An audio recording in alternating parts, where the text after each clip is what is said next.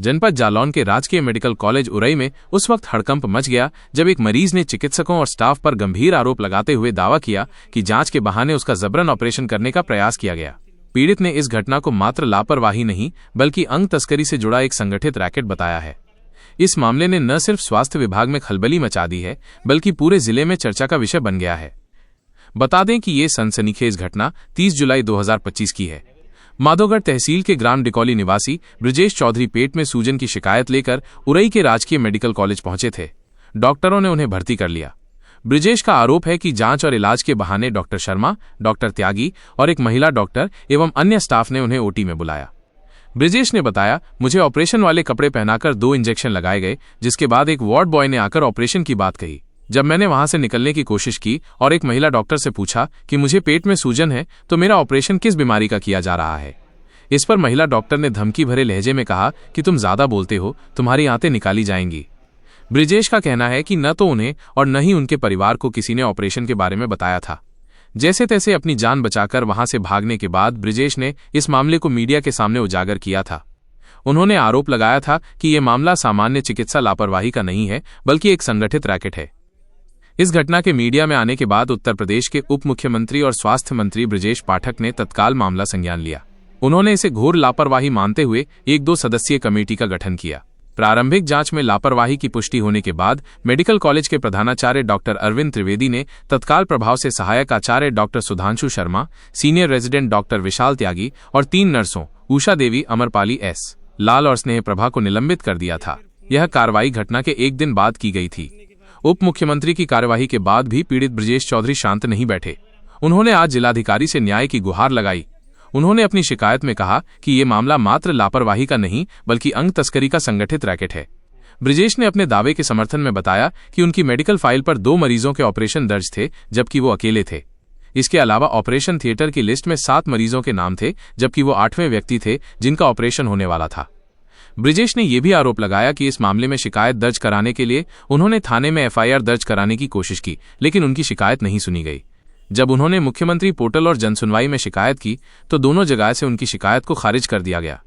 ब्रजेश ने डीएम को शिकायती पत्र देने के बाद पत्रकारों के सामने आरोप लगाया कि अज्ञात वकील उन पर दबाव डाल रहे हैं कि वो ऐसे डॉक्टरों का नाम लें जो इस मामले में शामिल नहीं है। उन्होंने आशंका जताई कि ऐसा करके असली दोषियों को बचाने की कोशिश की जा रही है। उन्होंने बताया कि डॉक्टर त्यागी और महिला डॉक्टर उन्हें धमका रहे हैं कि वे पैसे खर्च करके उन्हें संगीन अपराधों में फंसा देंगे। पीड़ित ने आशंका जताई है कि उनकी और उनके परिवार की जान को भी खतरा हो सकता है। इस गंभीर मामले की सच्चाई सामने लाने और दोषियों पर सख्त कार्रवाई के लिए पीड़ित ने जिलाधिकारी से मामले की सीबीआई जांच की मांग की है। ब्रजेश का कहना है कि सीबीआई जांच से ही दूध का दूध और पानी का पानी हो पाएगा। ये घटना स्वास्थ्य सेवाओं पर गंभीर सवाल खड़े करती है और उम्मीद की जाती है कि इस मामले की गहन जांच कर दोषियों को सख्त सजा दी जाएगी। मेरा नाम ब्रजेश चौधरी है, निवासी डिकोली के माधोगढ़।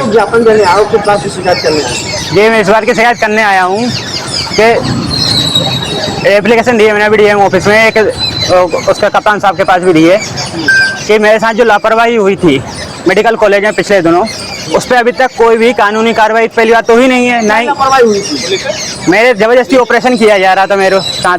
जब मैंने इस बात की खोजबीन की कि मैं तो उनका कहना यह था कि गलती से आपकी फाइल एक्सचेंज हो गई।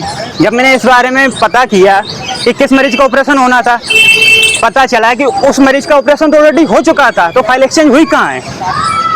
आप ये कह रहे हो कि फाइल एक्सचेंज हुई, तो फाइल एक्सचेंज हुई कहाँ है? क्या आप एक फाइल के ऊपर 2 मरीजों का ऑपरेशन करते हो क्या? पहली बात तो ये। और जब वहाँ पे 7 मरीजों के ऑपरेशन होने थे तो मैं क्या आडवा वहाँ पे आप मुझे देखने के लिए बैठा के रखा था 4 घंटे तक। अगर मैं वहाँ से नहीं भागता तो मेरा तो ऑपरेशन कर दिए होते। ऑपरेशन के बहाने क्या आप मेरे कुछ अंग निकालने वाले थे? मैं तो सीधा शक नहीं, पूरा यकीन है कि मेडिकल कॉलेज में ऑर्गन तस्वीर का सीधा मामला चल रहा है। इस चक्कर में मेरे शायद ऑर्गन निकाल के किसी जरूरतमंद को या आपने सौदा कर दिया हो। पहली बात भाई, सीधा बात मैं ये जानता हूँ कि ऊपर से कार्रवाई बैठनी चाहिए सारे डॉक्टरों के खिलाफ, जो भी पूरे अस्पताल प्रशासन के खिलाफ एक कार्रवाई बैठनी चाहिए। पूरी जांच होनी चाहिए मामले की कि भाई अंदर चल क्या रहा है, कि मरीजों के साथ इतनी बड़ी लापरवाही हो रही है कि ये कोई सोची समझी प्री प्लान साजिश हो रही है। आज डीएम के पास आए हो, क्या कहने आए हो डीएम? हम डीएम साहब से ये कहना चाहते हैं कि बाहर से कोई कानूनी व्यक्ति, किसी कानून के अधिकारी को पूरा मामला सौंपा जाए। ये या तो सीबीआई को दिया जाए या सीआईडी को दिया जाए, पूरे मामले की खोजबीन की जाए। कि अंदर चल क्या रहा है वहाँ। अभी तक क्या क्या कार्रवाई हुई है? अभी तक जितनी भी कार्रवाई हुई है मेडिकल कॉलेज के अंदर हुई है, बाहर कोई ना कोई अधिकारी हमसे मिलने आया है, ना कोई हमसे सामने से किसी ने कोई बातचीत की है। जो कुछ भी सारी लीपोपोती चल रही है अंदर ही अंदर व्हाट्सएप और सोशल मीडिया पे, और कहीं कुछ नहीं है। जमीनी स्तर पर अभी तक कोई कार्रवाई नहीं की गई है। क्या आश्वासन किसी मिला ने है? आपसे संपर्क किया है? अभी तक किसी ने हमसे संपर्क नहीं किया है। अभी क्या आश्वासन मिला है जिलाधिकारी के? जिले ये शासन मिला है कि आपकी कार्रवाई करवाई जाएगी। तो उसी चीज के लेकर आया था कि भाई इस चीज को अभी तक कोई, जैसे आपने जांच कमेटी बैठी है, सुनने में आ रहा है, लेकिन अभी तक कोई भी अधिकारी या कोई भी व्यक्ति हमसे मिलने तो आया नहीं है। भाई के साथ क्या हुआ था क्या नहीं हुआ था, जो भी हुई है सारे मामले लिपापोती हुई है और डॉक्टरों को बचाने की कोशिश की जा रही है। हमारे कहने मतलब ये है कि जब हमने इस चीज की खोजबीन अपने स्तर पे की तो हमको ये मालूम हुआ कि जो डॉक्टर कह रहे थे कि गलती से फाइल बदल गई है, भाई फाइल बदली तो उस मरीज का तो ऑपरेशन ऑलरेडी हो चुका था। क्या आप एक फाइल पे 2 मरीजों को ऑपरेशन करते हैं क्या? और जब वहां पे ओटी लिस्ट में हमने चेक करवाया है तो वहां पे 7 मरीजों के नाम थे, तो क्या आप तो 8वें हम वहां के देखने के लिए बैठा ले गए थे क्या? तो हमको सीधा सीधा मामला ऑर्गन तस्वीर का लग रहा है कि आप मरीजों को बहाने से बुलाकर उनको ऑर्गन निकाल लेते हैं। तो हम ये चाहते हैं कि ऊपर से इसकी जांच बैठे, कानूनी कार्रवाई हो, पूरे मामले की सही से खोजबीन की जाए। इसमें ये बनाया जा रहा है। ये मेरे ऊपर डॉक्टरों के वकीलों द्वारा ये दबाव बनाया जा रहा है कि भाई मीडिया के सामने आके जो डॉक्टर इसमें इन्वॉल्व नहीं है उनके नाम लूं। पहली बात तो मैं किसी को नाम से तो जानता नहीं हूँ भाई, शकल से जानता हूँ। अधिकारी आए उनकी मेरी शिनाख्त करवाएं। कौन वकील है जो आपके ऊपर दबाव? कोई शर्मा जी करके हैं, देखो मैं उनका नाम तो जानता नहीं हूँ, कुछ वो मेरे पास आए थे। उनका कहना यह था कि हम आपको लिस्ट देंगे, आपको मीडिया के सामने आके उनका नाम लेने। सब मैं किसी का नाम क्यों लूं? पहली बात तो जांच कमेटी बैठी, उनने जिन जिनको दोषी पाया उनको बर्खास्त किया, उसमें मैंने तो ना पहले किसी का नाम लिया था ना अभी किसी का नाम ले रहा हूँ। मैं तो ये चाहता हूँ ऊपर से जांच कमेटी बैठे, सीबीआई के पास पूरा मामला जाए और पूरे मामले की सही से खोजबीन की जाए कि मेडिकल के अंदर ये चल क्या रहा है। आज जिलाधिकारी के पास आए? आज जिलाधिकारी के पास आए, कप्तान साहब के पास है, एक एप्लीकेशन दी है कि पूरे मामले की सही से खोजबीन की जाए। इस मामले के लिए मैंने एफआईआर दर्ज करवाने की कोशिश की, लेकिन मेरी एफआईआर अभी तक दर्ज नहीं की किसी भी थाने में। और कोतवाली में, दजालुन कोतवाली, माधव कोतवाली में इस चीज के लिए गया था प्रार्थना पत्र देने, लेकिन अस्वीकार कर दिया गया। सीएम पोर्टल मैंने इसकी शिकायत की तो वहां से भी निरस्त कर दी गई। जन सुनवाई मैंने इसकी कंप्लेंट डाली, वहां से भी चीज निरस्त कर दी गई। तो मेरी पुकार सुनी क्यों नहीं जा रही है कानून के द्वारा? सारे कानून के लोग चुप्पे साध के बैठे हैं इतना सब कुछ होने के बाद भी।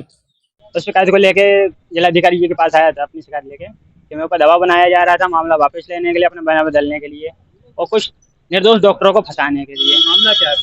मामला ये है कि मेरे मेडिकल पिछले 30 तारीख को मेडिकल कॉलेज में मेरा जबरन ऑपरेशन किया जा रहा था, जबकि मेरे को ऐसी कोई शिकायत ही नहीं थी ऑपरेशन की। कौन लोग थे वो? डॉक्टर अस्पताल स्टाफ था। देखिए मैं किसी का नाम तो जानता नहीं हूँ खुले तौर पे। जो जांच कमेटी ने जांच की, कुछ डॉक्टरों को बर्खास्त भी किया गया है शायद जी। आगे हम ये चाहते हैं कि हमारे ऊपर दबाव बनाया जा रहा है कि भाई इन लोगों का नहीं, इन लोगों का नाम लीजिए। पहले भी हमने ना किसी का नाम लिया, देखो हमारी किसी से कोई रिश्तेदारी तो है नहीं कि हम उनका नाम जानते हो कि हमारे घर के हो। भाई जांच कमेटी ने जांच की, आप लोगों के नाम निकल के सामने आए तो आप बर्खास्त हुए। तो हमारे ऊपर ये दबाव बनाया जा रहा है कि हम अपने बयान बदल दें, हम दूसरे डॉक्टरों के नाम लें। भाई पहली बात तो जांच कमेटी जांच कर रही है। तो आप किस चीज की बीमारी का इलाज कराने गए थे? मेरे हाथों में सूजन थी, डॉक्टरों का कहना यह था मेरे हाथों में सूजन है, उसके लिए उन्होंने भर्ती रखा था 3 दिनों तक। क्या हुआ? तो उसके बाद तो तीसरे दिन बोर्ड भैया जबरदस्ती मेरे को ओटी भी ले गए, वहाँ चेकअप के बहाने से। तो वहाँ जाके मेरे को पता चला कि मेरा ऑपरेशन हो रहा है। जैसे तैसे मैं जान बचा के वहाँ पर अपनी भागा। और जब मैंने इसकी जानकारी डॉक्टरों को दी, यानी डॉक्टरों को, तो जब उन्होंने बताया कि गलती से आपको ले गए। जब मैंने इस चीज़ की खोजबीन की है कि भाई गलती से, तो मेरे को ये पता चला है कि जिस मरीज का आप ऑपरेशन करने, जिस मरीज की जगह पे आप मेरे को ले गए तो उसका ऑपरेशन ऑलरेडी हो चुका था। तो क्या आप अस्पताल प्रशासन एक फाइल पर 2-2 मरीजों को ऑपरेशन करता है क्या? क्या आपने इस बात की एफआईआर की है? एफआईआर करने के लिए मैं कई जगह गया हूँ, लेकिन मेरी एफआईआर दर्ज नहीं की गई। सीएम पोर्टल में मैंने इसकी शिकायत डाली, 2 बार निरस्त कर दी गई है।